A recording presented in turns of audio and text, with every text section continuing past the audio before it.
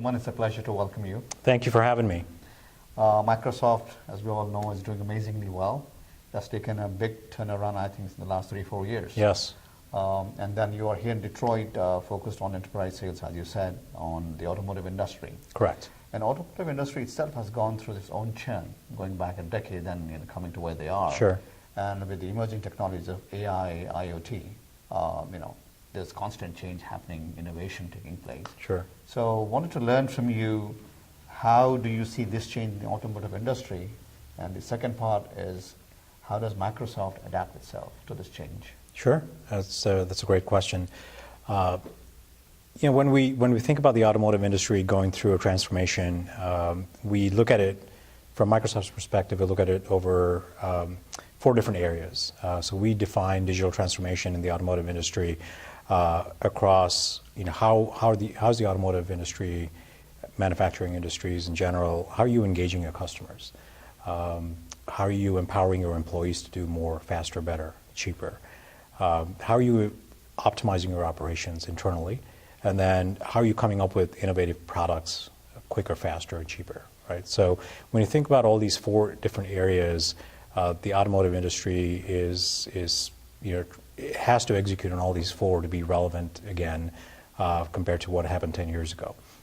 So when you think about engaging your customers, you look at me or you buying a car today, it's very, very personalized to my taste or your taste, right? So today in the world of hyper personalization, you want to be able to go into a dealership and almost know or expect that the dealer needs to know a whole lot about you. You don't want to have to go through and talk about your life and all of that. You want to be able to walk into a dealership.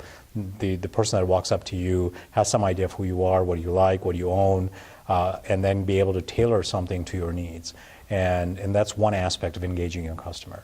The other aspect could be that you bought a car and now I want to proactively reach out to you to tell you that these are the kinds of maintenance and these are the kinds of things, what we call predictive maintenance in the industry, doing predictive maintenance on your vehicles. So there are lots and lots of different areas across those 4 pillars where I could give examples of how the automotive industry is changing. Of course, we talk about connected car, autonomous cars, all of that.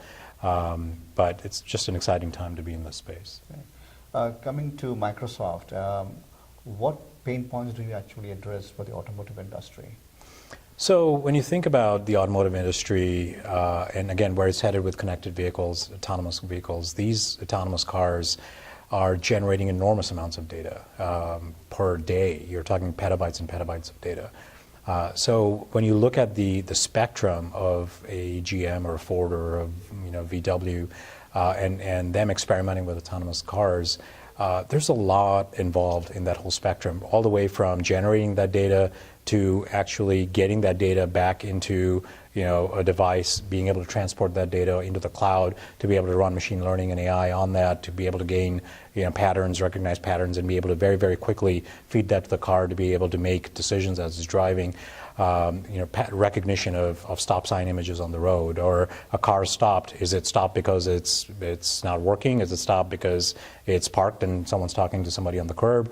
Do you wait behind that car? Do you go past it? Right? I mean, there's all sorts of split-second decisions that need to happen, and so Microsoft is in that space where we have a connected car platform. We have our Azure cloud. We have machine learning. And a variety of other tools and technologies that we can offer up to the OEMs, to the Delphis and the GMs and the Fords and other auto manufacturers to be able to leverage that to pursue their automotive autonomous car pursuits. So. When you are reaching out to the enterprise customers, they also have innovation in-house. Sure. Sure. Organic. And then there's opportunity, which is innovation happening outside with startups. Sure. How do you deal with that, if it's a challenge at all for you to understand, because Microsoft is a behemoth, but there is always opportunity at the smaller companies as well. Sure. Where do you see the challenge or the opportunity when it comes to innovation at the startup level? So I personally work with enterprise companies, right? But we have the small and medium-sized businesses as well that we also work with. And I think when you look at that space, again, just looking at the topic today is AI, and you look at the AI, Microsoft is very focused on how do we democratize AI for everybody, right? It's not just for the Fortune 500 companies. I want to be able to, as in Microsoft wants to be able to give every person the ability to be able to harness the power of AI to do good, right? And again, there's good and there's bad, right? So when you have more people leveraging AI, more good can come out of it, or more bad things can come out of it. So Microsoft as a company is very, very focused on making sure that there's ethical use of AI being done. But keeping that topic to the side for a second, it's just creating the tools, integrating AI into the core of everything that we do, even from Microsoft Word to PowerPoint to Excel, leveraging algorithms in our products to be able to make it easier for you to use so that you can do more in less time. Okay. Well, it's been a pleasure to have you here, Suman. Thank you for having me. Enterprise is always a big challenge. Yes. And you're doing a good job at it, so thank you. Thank you. I appreciate your time, and thank you for having me.